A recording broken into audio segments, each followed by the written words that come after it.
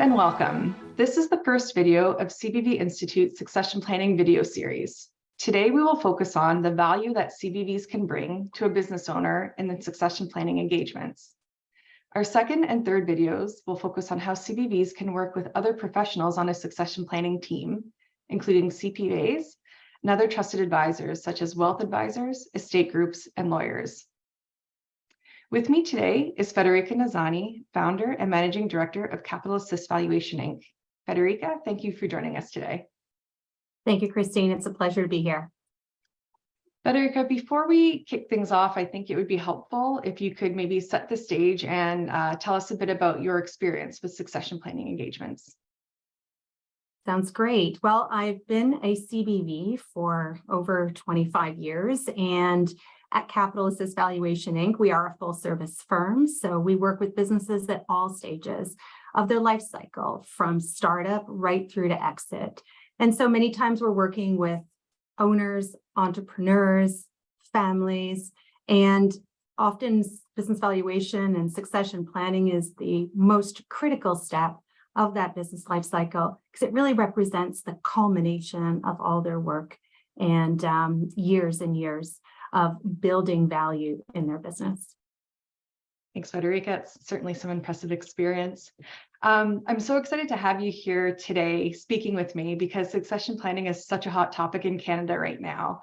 There was recently a report issued by the Canadian Federation of Independent Business, or CFIB, that noted over 70% of business owners are planning on transitioning their businesses over the next 10 years in Canada. So that statistic in and of itself is staggering. But the CFIB report also notes that only 1 in 10 business owners have a formal succession plan in place, and 84% of business owners find that valuing their business is either somewhat or very difficult. So I think that leads me into my first somewhat loaded question for you. Why is valuing a business so difficult? It's a great question. And, CBVs have the technical knowledge, the expertise, the experience, and are always involved in continuing professional development as the sort of practice of business valuation has changed. Businesses are complex. Not one business is the same as the other, and they're often dealing with very complex issues. So it could be anything from, as we've experienced, the impact of COVID, to dealing with supply chain disruptions. And all of it can lead to requiring expertise to help them navigate some of the really technical aspects of business valuation. So some of those things can include things like just really understanding, how do I go about valuing the business? What are the methodologies that one would use? What are the considerations that I should give? Should I be comparing myself to other comparable businesses? All of these things, these technical aspects, are things that the Chartered Business Valuator can often help with. But there are also the professional aspects. So it's everything from wanting to make sure that the value that you establish for your business and looking at how you go about passing on the business is done in a very credible, independent, and objective manner.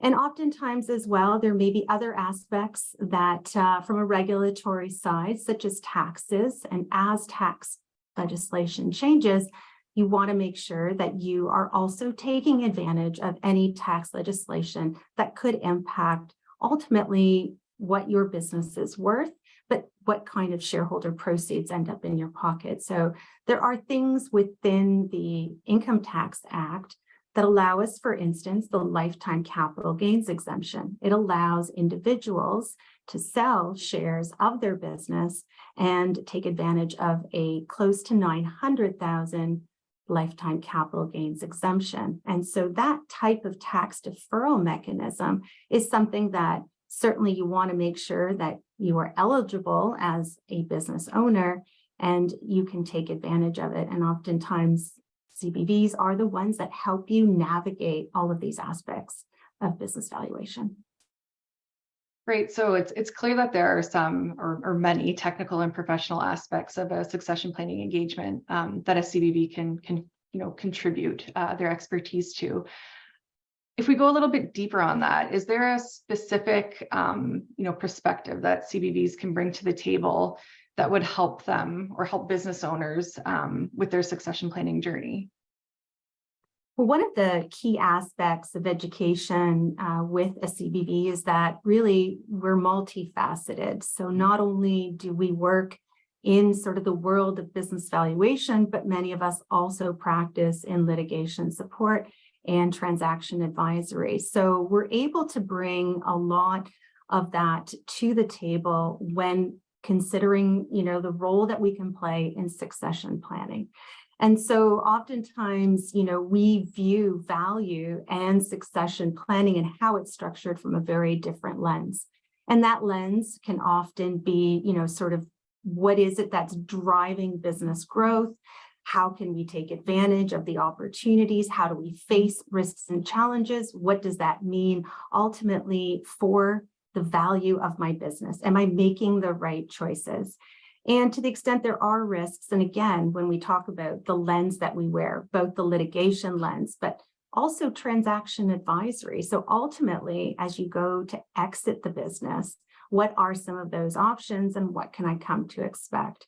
So that multidisciplinary nature of the work that we do as CBVs can often be very helpful in our role on succession planning. And of course, we always like to work with many of our colleagues, such as our CPAs and legal advisors, as part of a team. Very interesting. I think going back a few minutes ago, I referred to the technical and professional complexities and competencies that a CBV brings, but I think that unique aspect of having a different lens, a unique lens or perspective on the engagement is certainly something that shouldn't be overlooked at all. It's a very significant contribution to any team. So it's clear that CBVs could and should play a significant role on any succession planning team. And given that CBVs can play such an essential role, what are your thoughts on when a CBV should get involved in the succession planning process? As soon as possible. Yeah, I often tell our clients that succession planning doesn't happen at the end of a business life cycle, but really at the beginning. It is about transitioning the business. It is a multi-year process. And in order for it to be successful, you really have to start it early and you have to be engaged with your chartered business valuator as part of your advisory team. At the end of the day, succession planning is about how do we capitalize all of that vision and hard work that we've built up in our business. And we want to maximize price and the outcome.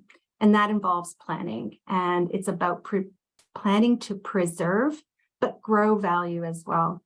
And so over the business's life cycle, as part of succession planning, there are many things that you have to consider, such as, do I have the right management team? And how long will it take me to find the right management team?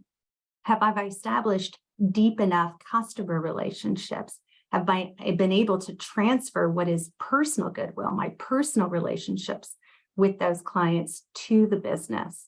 Vendor arrangements. Have I maximized the relationship that I have with my vendors? Have I been able to drive profitability to my bottom line? And market positioning. Am I, appropriately positioned within the market to be competitive? All of that requires years and years of planning and thinking about how do I maximize value. So understanding the business valuation process as part of succession planning and working with your CBV is going to be so key to that success. And on top of it, you also want to plan for tax, because as the legislation changes, there are also requirements, time requirements within the Tax Act to be able to maximize some of the sort of tax minimization planning strategies that you want to implement. Because again, there are tools such as the lifetime capital gains exemption, but it requires time to implement. So the sooner that you can start to make that part of sort of measuring the success of your business, ensuring that you have a succession plan, working with your CBV, that's how you can be successful. Certainly a lot of factors to think about, and certainly one of the most, or probably the most challenging and important decision of any business owner's career. So let's talk about the very beginning, or what I imagine to be the very beginning of the succession planning process from a business owner's perspective. Can you speak about to whom a business owner can transfer their business assets?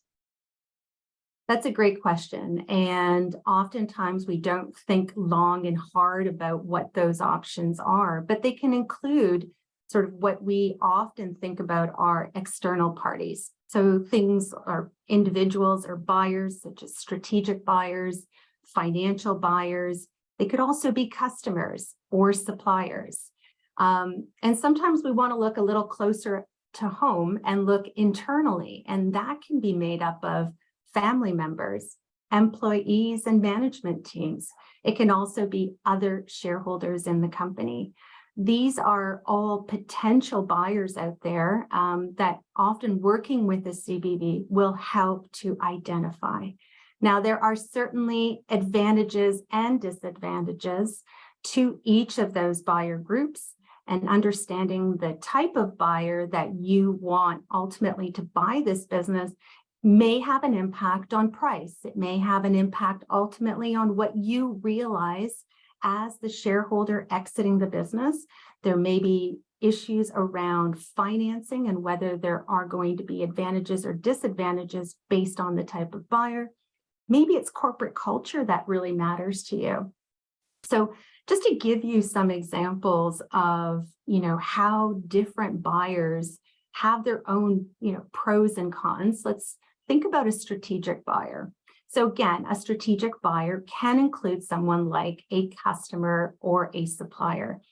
And more often than not, these strategic buyers would be willing to pay more for the business because of what we call synergistic value. So it may be things like, well, we're going to be able to gain some economies of scale because we work in the same or similar industry. We may simply want this company because it provides us with certain diversification within the market. Or maybe we really want to gain some market positioning or some deeper relationships within the industry. So they may be willing to pay more to buy that business for those reasons.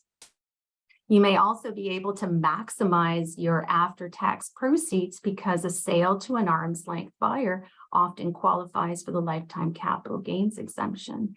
But maybe from a con, you might think, well, geez, do we share the same corporate culture, knowing that these businesses will be integrated post-closing? So maybe that's important for you to really understand if there's a corporate fit, and that may sometimes be the reason why deals don't work out.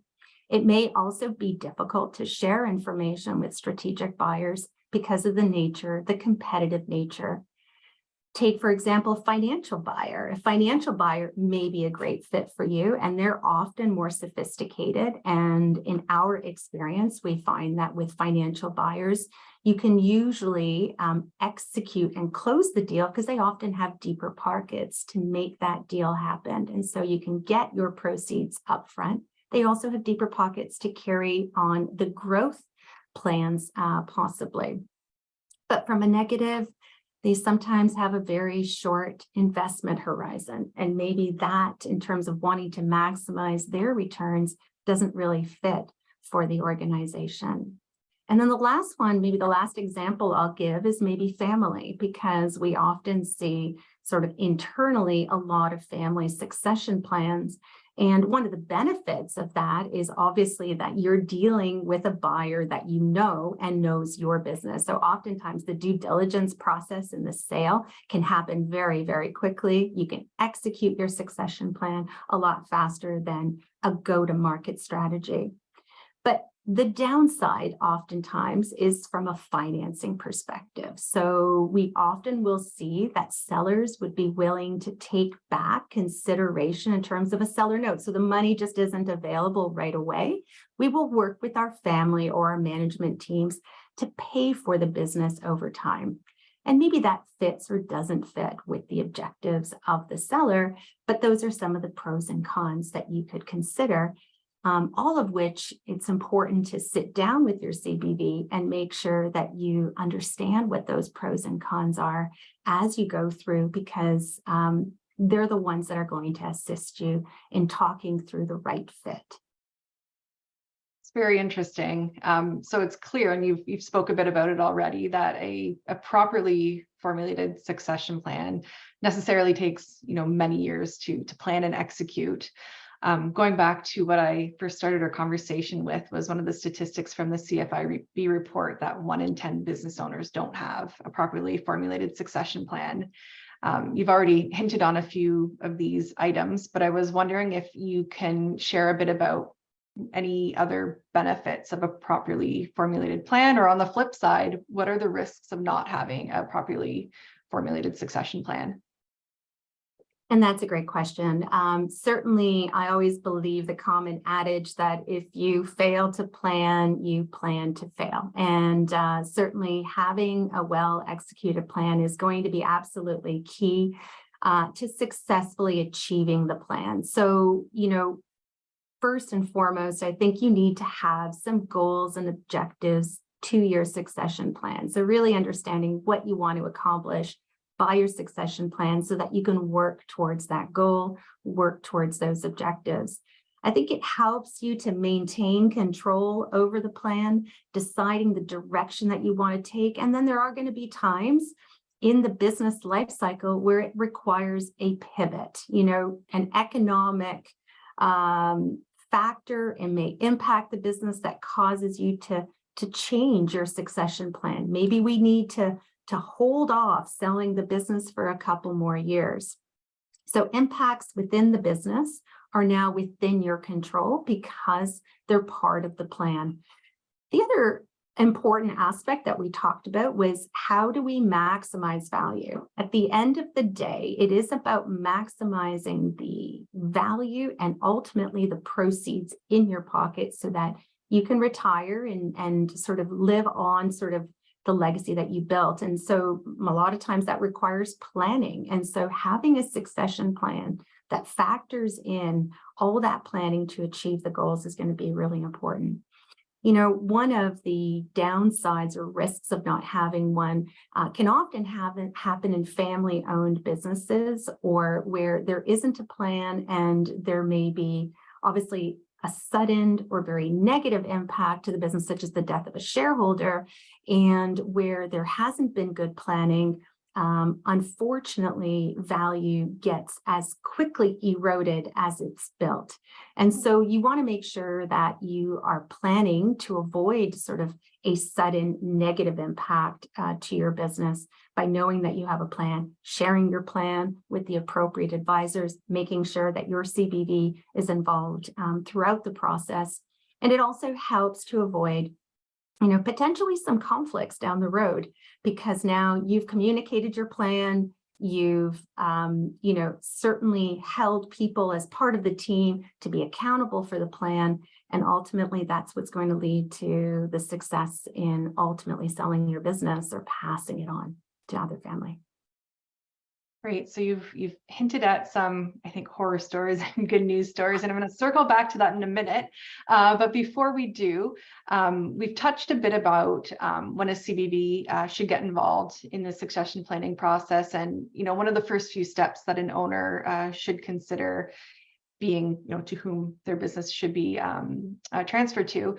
But I think I'd like to touch on the other general steps involved in the succession planning process from the business owner's perspective. Do you have any tips or advice for anyone who's planning on selling their business or thinking about starting the process? Yes. So the first thing is develop the roadmap. Really get those thoughts down on paper. Make sure that you understand that there needs to be a team put together. So make sure you assemble your team. Have the right people at the table, and that's going to include your business valuator, and it's going to possibly include your accountant and possibly include your trusted lawyer, but it may also include family members. What you want is you want to have a champion for the plan. So you need to make sure that of that team, there's a team leader that's going to hold people accountable to those goals and objectives that you're going to set. You need to develop your executable plan. What is the plan? Give the team members their action steps. hold them accountable to those things that need to be done. So it can include everything from ensuring that you have a will and have proper estate plans, to making sure that you are making decisions for the business that is adding to value. So making sure that you're looking at valuation every single year. Are we continuing to monitor value? Are we continuing to do the right things within our business?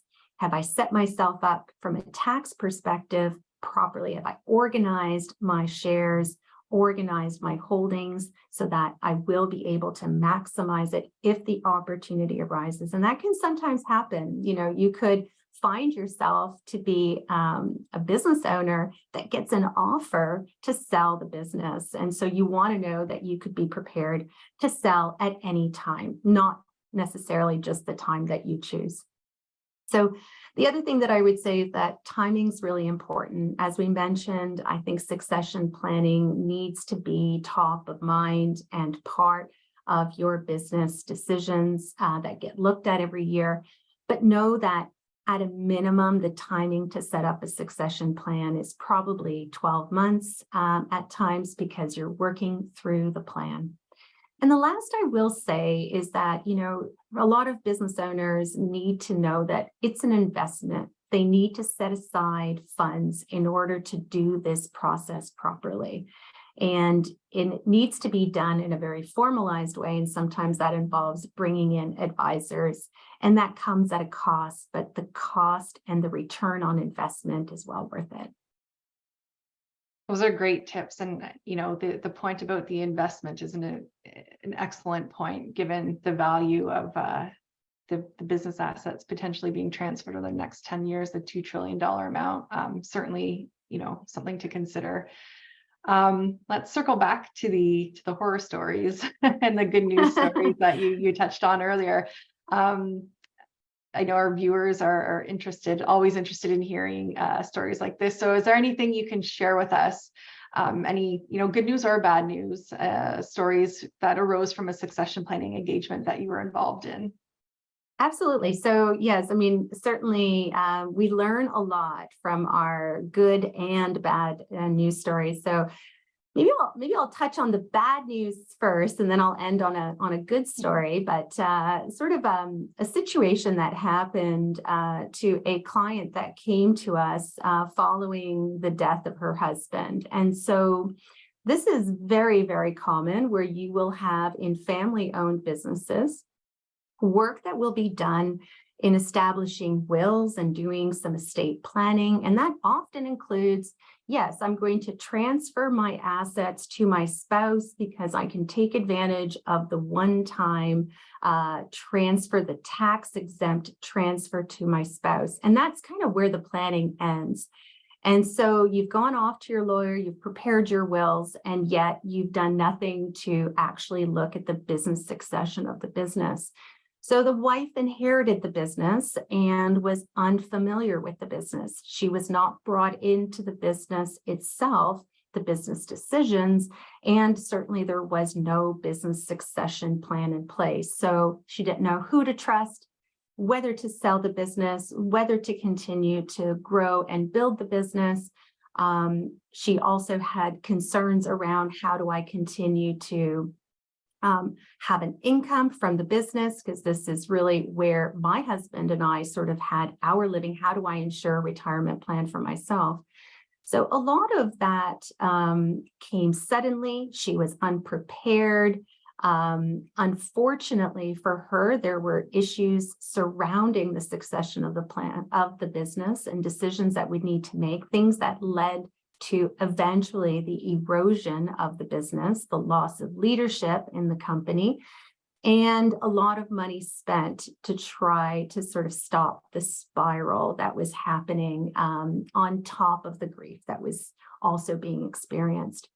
So unfortunately, there was no plan. The plan wasn't communicated. There wasn't a team of advisors that could help pick up the pieces and be that sounding board for the wife. So that is a situation in which, unfortunately, much of the value did get eroded. There were business issues by management that no longer had a point person to go to. And slowly but surely, the loss of customers and supplier relationships happened as well with the loss of the primary shareholder. So all of that to say is that that could have all been avoided had there been a plan in place, had there been a CBV involved in helping to mitigate. And because, a CBV will bring those aspects of planning, of business valuation, of litigation, transaction, exit planning, all of that could have easily been avoided by a good succession plan. Now, on the flip side, a very good story is that we worked with a client who came to us specifically for a succession plan. So this is where the investment comes along, where you need to ensure that you have a trusted team of advisors that are going to help you put together a proper succession plan. So in this particular case, we laid out the succession plan, the roadmap of how we would ultimately continue to either own these businesses or ultimately dispose of it. So what came about is that we developed a family charter for the family. We sat with the family to determine who was going to continue to run or operate the businesses, who was interested, who was not. Ultimately, in this particular situation, we did have one member of the family who was interested in continuing on, but other siblings were not.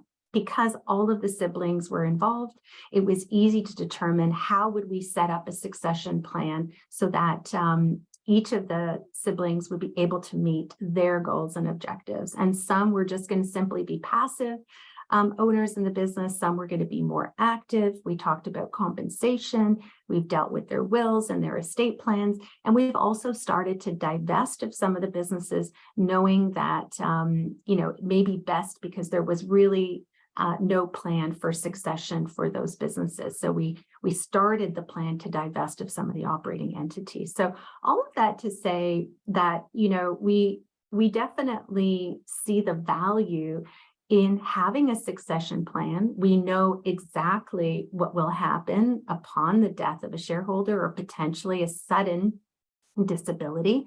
But we also know that, regardless, even if nothing negative happens, that shareholder feels very, very good about the process. They feel good about where the business is headed. They feel very good about their own families and whether their families will be taken care of. And so all of that really does help to align the goals and objectives. It lets them sleep at night. And sometimes that's the most important thing. So there can be very good experiences from a succession plan in place. Thank you for sharing those stories. A few things jumped out at me, I think, with that bad news story. I imagine it's not an uncommon context or situation that individuals find themselves in, especially over the next 10 years with the volume of businesses potentially transferring hands. And with the good news story, it was a great story, and it really highlights, I think, the different perspectives and the different lenses and the different hats that CBVs can wear in the process. And I appreciate that you discussed, going beyond the financial assistance aspect of the engagement and really bringing some sense of comfort to business owners in a time that's already at a very heightened level of, anxiousness or discomfort. So thank you. Right. Thank you for sharing the stories. Absolutely. So Federica, that brings our time to an end. Thank you so much again for your time and expertise. To all the viewers out there, if you are interested in learning more about what CBVs do, or interested in hiring a CBV to lead or join your succession planning team, you can see the information at the bottom of our screen. Thank you again, Federica. Thank you, Christine.